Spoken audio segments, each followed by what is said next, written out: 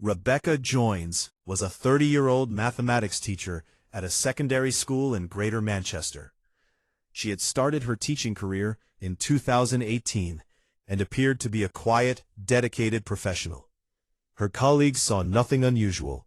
Her students saw a teacher who seemed ordinary. But Joines had recently come out of a 9-year relationship. She was vulnerable and alone.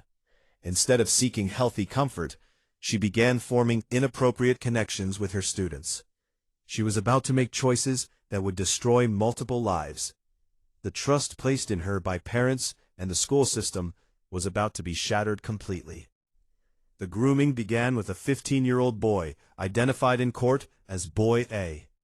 Joines created a game, giving him almost all the digits of her phone number and challenging him to solve the missing one.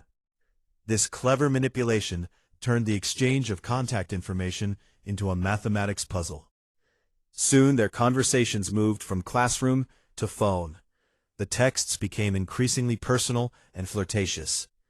Joines began driving to pick him up near his home. She took him shopping at the Trafford Center, where CCTV captured her buying him an expensive Gucci belt.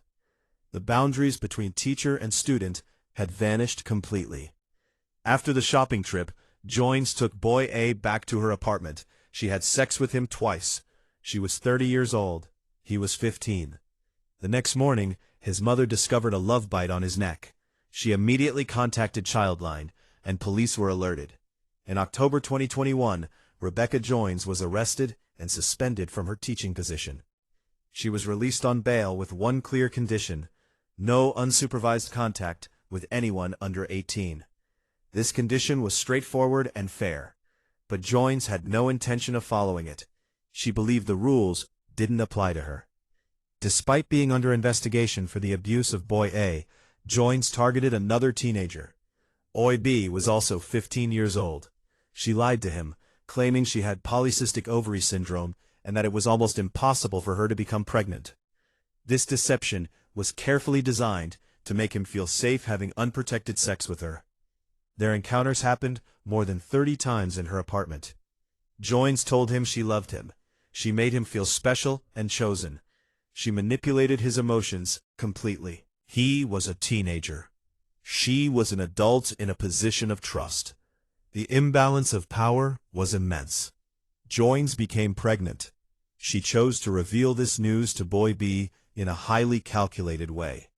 She arranged a date night at her apartment with rose petals and pizza. She created a trail of surprises leading through her home. At the end of this path, she presented him with a baby grow. It bore the words, "I love my daddy to the moon and back." Boy B was 15 years old when he learned he would become a father. The manipulation was complete. Joines had used the pregnancy as another tool to control and bind him to her. The cruelty of this act cannot be overstated. In May 2024, Rebecca Joines stood trial at Manchester Crown Court. She denied everything. She claimed the relationships were consensual and that she was genuinely in love with both boys.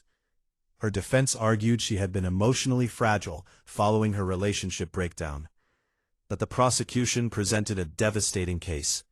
They introduced text messages, CCTV footage, and witness testimony. The baby grow and rose petals were shown to the jury. Joines carried a pink baby bonnet to court, telling the jury she slept with it each night. Judge Kate Cornell later described this behavior as breathtaking arrogance. The jury took 9 days to reach their verdict. They convicted Joines on all 6 counts. The charges included sexual activity with a child and causing or inciting a child to engage in sexual activity. The evidence against her was overwhelming. The judge did not hold back in her comments. She accused Joines of an unwilling inability to face up to wrongdoing. The verdict marked the end of Joines's attempts to portray herself as a victim. The court had seen through her claims.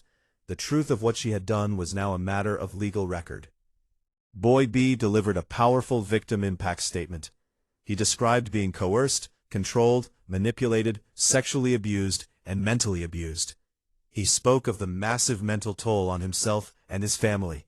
He explained that he would forever be linked to his abuser through their child.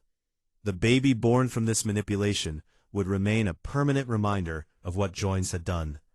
They revealed the deep and lasting trauma inflicted by someone who was supposed to protect him. His life had been changed forever through no fault of his own. In July 2024, Joines received her sentence. The judge gave her 6.5 years in prison. Additionally, she received a lifelong restraining order preventing contact with her victims. She was placed on the sex offender register for life.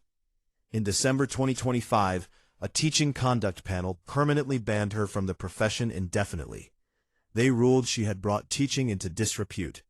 Her dream career was permanently taken from her. The baby was removed from her care 24 hours after birth. She would never raise the child she had used as a manipulation tool. Joines currently serves her sentence at HMP Style in Cheshire. She remains isolated from her child and from normal society. She refused to attend the conduct panel that banned her from teaching. Even after the trial and sentencing, she still cannot accept responsibility for her actions. This case demonstrates how predators can hide behind positions of trust. They can appear charming and successful while committing terrible acts. Joines believed she could manipulate everyone around her, including the justice system.